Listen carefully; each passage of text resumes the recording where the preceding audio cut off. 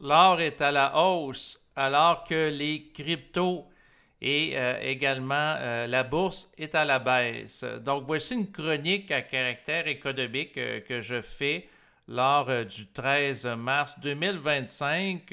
Donc c'est pour commenter la conjoncture présentement qu'on connaît là, en lien avec le domaine de la fluctuation des actifs par rapport au secteur de l'investissement.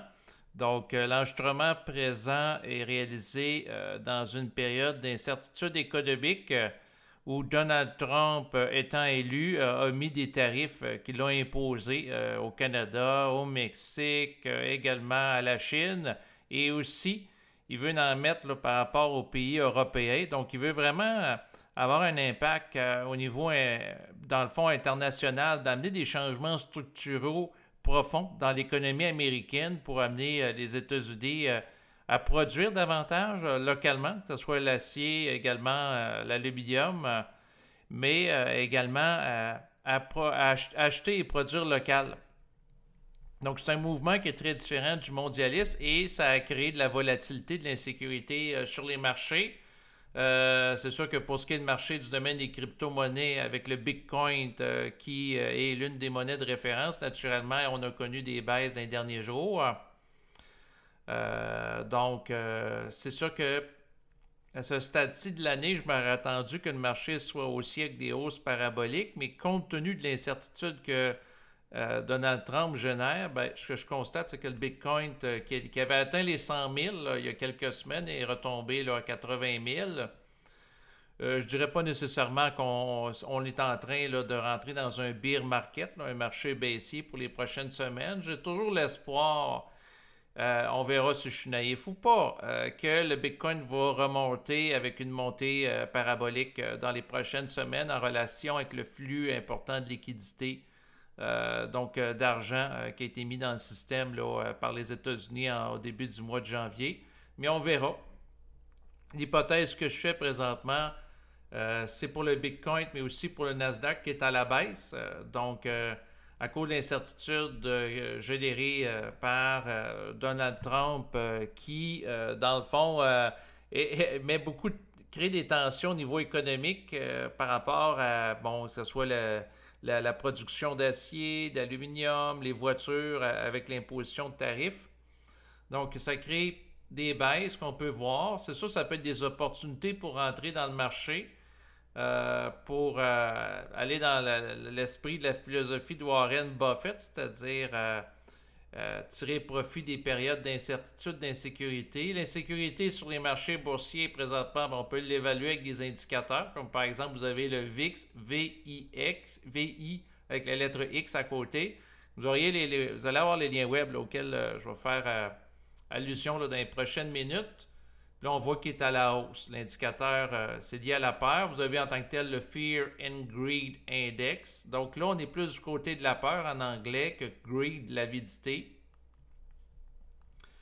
Donc, je peux le remettre à jour pour voir. Donc, vous voyez là, extrême peur. Donc, c'est sûr que ça peut être intéressant pour certaines personnes de rentrer sur les marchés pour acheter des actifs de qualité avec des bons fondamentaux à rabais.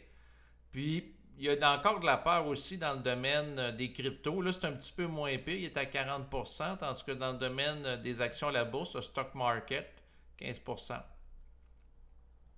Mais présentement, ce qui est intéressant de voir, c'est dans cette période de turbulence économique, d'insécurité, parce que là, dans les prochaines semaines, ça va être de voir est-ce que ça passe ou ça casse par rapport aux impositions tarifaires, dans le sens que, parce que Trump, il a reculé un peu par rapport à certaines impositions de tarifs, donc c'est de voir s'il va maintenir le mouvement puis amener des changements structurels importants qui n'ont jamais été vus sur le plan économique, comme par exemple aux États-Unis qui produisent davantage localement d'acier, ouvrir des animaleries, ensuite la production automobile, donc ouvrir des entreprises. Tu sais, c'est pas rien, là, construire des grosses infrastructures de bâtiments pour de la production industrielle rapatriée aux États-Unis. Habituellement, ça se fait pas en quelques jours, là. Ça va créer des certains comment dire, certains problèmes peut-être au niveau de la chaîne d'approvisionnement, là, toute cette restructuration-là. Donc, c'est soit que les gens aux États-Unis puis dans le monde, soit qu'ils vont embarquer, ils vont résister à l'agenda de Trump. Là, on va voir si ça passe ou si ça cause dans les prochains mois, mais pendant ce temps-là, le marché face à l'incertitude est baissier. Fait que c'est sûr que les mesures, Trump, il maintient le cap, puis impose les mesures tarifaires, quitte à ce qu'il y ait des changements importants, là, comme de construire des entreprises de production automobile aux États-Unis, ou il recule dans les prochains jours, les prochaines semaines. Ça va être intéressant à voir. Là, ça crée une tension, l'incertitude, et naturellement, l'or est à la hausse. Donc, il atteint des sommets historiques, l'or. Donc, c'est incroyable là, quand on va sur goldprice.org. Vous voyez ici, si vous regardez les bougies japonaises, vous voyez qu'il a monté avec une belle bougie verte ici à 2975 $. Et dans le fond, ça va continuer de monter, là, à mon avis. Donc, à cause de l'incertitude, en tout cas dans les prochaines semaines, entre autres, mais on était aussi, selon les propos de Yves Usuro, comprendre les cycles de l'or et de l'argent en cycle haussier. Donc, c'est sûr que pour la personne qui investit en lien avec, des fonds indiciels, en lien avec le Nasdaq 100, ben moi j'en ai déjà pris là, par rapport au Nasdaq 100, c'est à la baisse. Ensuite, ce que j'ai dans le Bitcoin aussi, d'autres crypto-monnaies qui suivent le mouvement de Bitcoin, comme par exemple Ethereum, Solana, ensuite Near Protocol, j'en ai quelques-unes là. C'est sûr que c'est essentiellement à la baisse, mais dans l'or, là, c'est haussier, fait que c'est intéressant. Donc, par rapport à ça. Et aujourd'hui, ben, c'est sûr que je voulais reparler de l'or. Pourquoi? Ben, parce que l'or, c'est un métaux qui a une valeur intrinsèque. C'est ça qui est intéressant de savoir, dans le sens que ça vaut quelque chose en tant que tel. Puis quand on le regarde au niveau historique, si vous regardez à l'écran, ben, la valeur de l'or, lorsqu'il était à côté au dollar américain, vous voyez, ça se maintenait dans le temps, jusqu'à peu près aux années 1970. Et lorsque la monnaie américaine a arrêté d'être adossée à la valeur de l'or pour avoir cours légal, et là, c'est là qu'on a vu de la volatilité apparaître, mais une tendance haussière, là, fulgurante, là, dans le sens que on voit ici que quand même la courbe est vraiment exponentielle, mais c'est dépassé 1970, où il y a un changement bancaire, même chose que ce soit le Canada ou aux États-Unis. D'ailleurs, le Canada n'a plus de réserve d'or. Fait que là, l'or augmente, mais nous autres, ben, comment dire, le gouvernement n'a pas d'actifs en lien avec ça qui prend de la valeur. Mais bon, c'est ainsi. Par rapport à l'or, il y a quelqu'un sur Facebook qui sait que je m'intéresse à l'or qui m'a partagé un article que j'ai trouvé intéressant, que je vais vous partager là, en bas de l'enregistrement en lien web. Puis ça donne un peu une base. J'ai même fait un peu de la traduction en lien avec l'article pour m'en faire un résumé dans l'optique d'intégrer l'information. Puis en même temps, ben, vous le partagez là, si ça vous intéresse. Donc, en lien avec l'article s'intitule Gold versus Silver Investments, which is better? Donc, on fait une comparaison entre l'investissement en or et par rapport à l'argent, le métal argent, là, le silver. Donc, de ce que je comprends de l'article, c'est que l'or a tendance à monter quand l'économie va mal. Une récession est la pire période pour acheter des actions, mais elle est la meilleure pour en vendre, selon l'article. Donc, cela, ça me fait penser beaucoup à la stratégie de Warren Buffett. Ce multimilliardaire âgé de plus de 90 ans qui, sur plusieurs décennies, avec constance, avec rigueur, avec assiduité, lui, ce qu'il fait, c'est qu'il attend qu'il y ait des opportunités dans le marché, puis il achète des titres de qualité à rabais. Et pour évaluer les titres qui sont de qualité, il va procéder à une analyse fondamentale en relation avec, par exemple, le profit que va faire une entreprise, si l'entreprise est endettée ou pas. Ensuite, évaluer si l'entreprise a une valeur ajoutée. En anglais, on va parler d'un edge qui donne un avantage sur ses compétiteurs, et ainsi de suite. Donc, à partir de différents critères, différentes variables, il évalue les choses. Donc, en lien avec l'article, de ce que je comprends, c'est qu'avoir un investissement préexistant dans l'or peut vous donner un actif précieux à vendre pendant une récession afin que vous puissiez acheter les actifs sous-évalués d'autres personnes sans vendre les vôtres. Donc, c'est sûr, quelqu'un qui a déjà des actions, prenons par exemple par rapport à des entreprises américaines, donc que ce soit par rapport au Nasdaq 100, SP500, là c'est à la baisse. C'est sûr que c'est pas nécessairement le moment idéal là, pour vendre dans l'optique de faire du profit, c'est-à-dire acheter bas et vendre lorsque c'est élevé. Par contre, quelqu'un qui, dans le fond, a acheté de l'or dans le passé, c'est sûr que ça peut être une occasion de liquider de l'or pour acheter des titres de qualité à rabais. Donc, ce qui est question, c'est que l'or prend de la valeur dans les périodes qui ne sont pas bonnes à la bourse. Donc, ça fonctionne de manière contraire par rapport à des indices boursiers comme le SP500, le Nasdaq. Mais par contre, l'article, ce qui est intéressant, c'est qu'il expliquait, c'est qu'investir dans un fonds indiciel de type SP500, qui se rapportant aux 500 plus grandes entreprises américaines, peut être plus avantageux que l'or sur le long terme, mais en termes de rendement, d'appréciation de la valeur du capital, mais d'avoir de l'or peut être utile pour avoir des liquidités en période de récession pour acheter des choses à rabais. C'est ce que j'en comprends. Fait que ce qui est intéressant de voir, c'est que si les marchés vont mal par rapport à des baisses importantes, Nasdaq 100, SP500, ben il y a d'autres choses qui vont bien.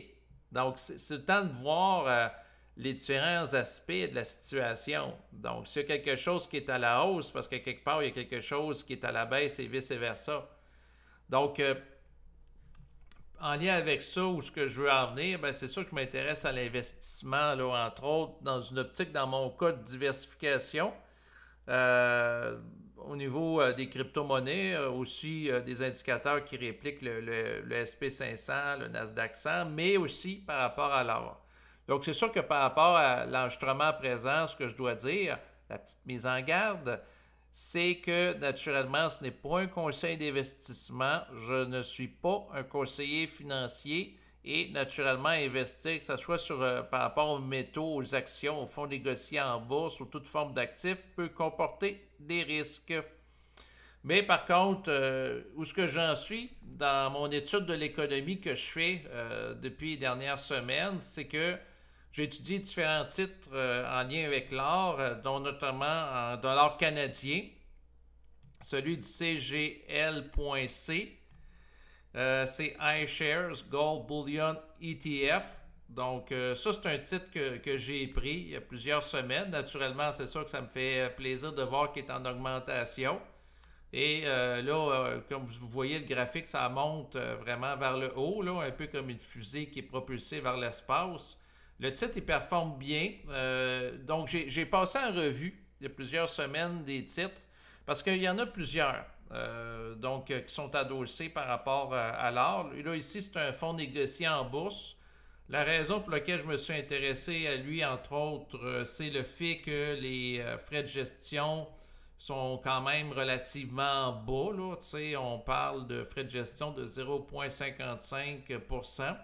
Donc, c'est moins que, par exemple, acheter un fonds qu'un conseiller en placement, puis il y a des fonds de 2,40%. Pour conserver de l'or, surtout qu'il n'y a pas vraiment de gestion active là, par rapport à ça. Donc, les retours sont intéressants. Hein, sur un an, 46,07%. Donc, quelqu'un va quasiment doubler la valeur du capital en prenant ça. Aussi, récemment, il y a quelques jours, en voyant que l'or est à la hausse, ce que j'ai fait, c'est que j'ai pris un fonds ici qui s'appelle UGL Ultra Gold. Ça, c'est en dollars américains. C'est sûr que j'hésitais un peu à le prendre parce que présentement, le dollar canadien a été dévalué. Là. Je veux dire, il est peut-être à 69 cents ou 70 cents canadiens. Il a déjà valu plus. Fait qu'au taux de change, pas nécessairement gagnant. Par contre, la nature du fonds fait en sorte, parce que lui, ce qu'il fait, ce fonds-là, c'est un fonds à effet de levier. Donc, comme c'est expliqué ici, c'est qu'il va multiplié par 2. Il vise à multiplier par 2. Ça ne veut pas dire qu'il l'atteint tout le temps, mais la performance journalière par rapport à l'or. Donc, si l'or augmente de 3%, le fonds va faire en sorte d'augmenter de 6%. Donc, si présentement la tendance est à la hausse, puis ça, c'est cumulatif d'une journée à l'autre, là. Ce qui fait que la croissance va être plus grande qu'un fonds qui est tout simplement à côté la valeur de l'or. Donc ici, on parle sur un an de 71,9% de rendement, tandis que là, ici, le fonds, on a un rendement de 46,07. Donc on voit que c'est plus de rendement. Par contre, c'est sûr que dans un contexte où le dollar canadien est hors perdant par rapport à la valeur américaine, là, parce que, je veux dire, les deux monnaies ont déjà été presque à parité là, il y a plusieurs années. Mais là, on est dans une situation où le dollar canadien est baissier. Ce qui fait que au niveau du taux de change, c'est pas avantageux. Par contre, le titre donne un super bon rendement à comparer de l'autre. Donc, c'est quelque chose à évaluer. Moi, j'en ai repris un récemment.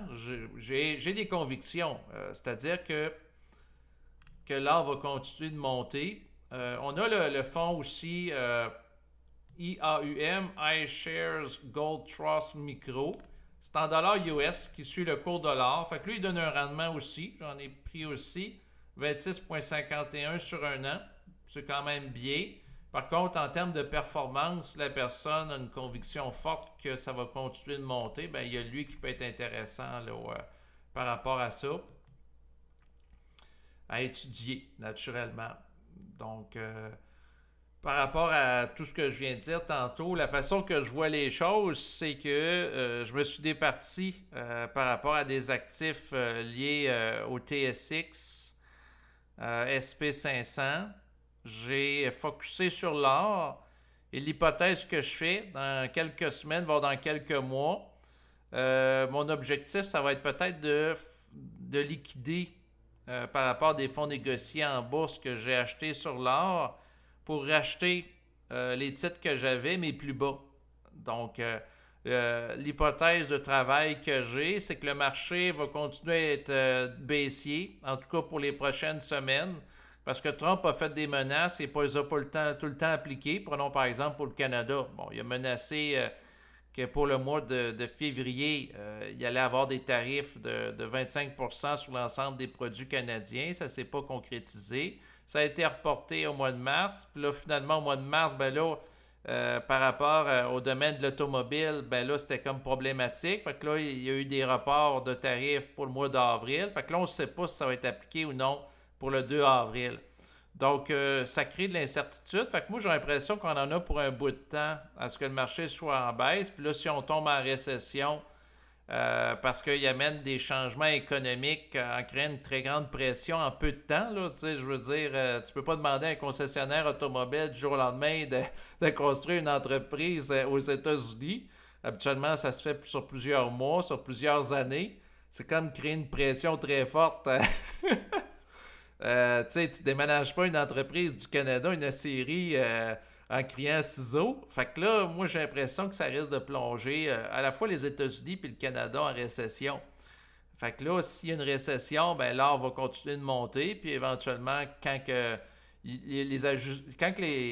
comment dire, quand que les changements structuraux auront intégrés par le marché, par l'économie, là, les choses vont se remettre à croître. Ça, c'est l'hypothèse que je fais. Puis là, à ce moment-là, ça peut être intéressant de prendre ce qui était dans l'SP500 qui a été mis dans l'or, puis de le remettre dans l'SP500, advenant qu'il y ait une baisse.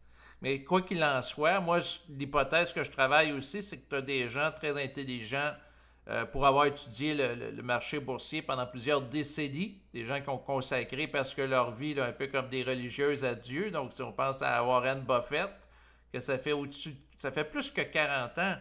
C'était, si je ne me trompe pas, dans les années 1960 qu'est partie l'entreprise d'investissement Berkshire Hathaway, là, son entreprise qui donne une moyenne de 20% de rendement sur plus de 30 ans. Donc, ce qui est quand même exceptionnel en termes de gestion active. Donc, lui, ça fait longtemps, là, plusieurs décennies. Lui, il a gardé de l'argent de côté l'automne passé. Et puis, dans le fond, lui, c'est sûr que la façon que je comprenais sa façon d'agir, c'est qu'il évaluait qu'il y a certains titres qui sont surévalués, d'autres personnes aussi.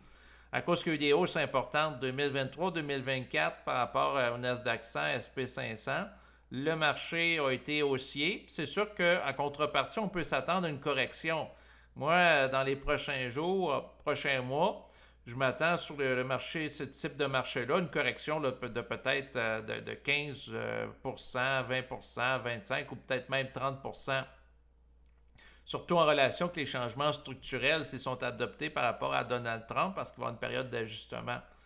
Donc, ça va être dossier à suivre. Et l'hypothèse, comme je le disais plus tantôt, c'est que l'or va continuer de monter en lien avec les propos, parce qu'il y a plusieurs commentateurs, là, dont Yves Usuro. Il y en a d'autres aussi là, qui évaluent ça. J'ai lu des articles aussi sur le web. Moi, par rapport aux actifs que j'ai en lien avec l'or, des fonds négociés en bourse, je vais continuer, comme on dit, là, des conserver plutôt que de les liquider là, en lien avec tout ça.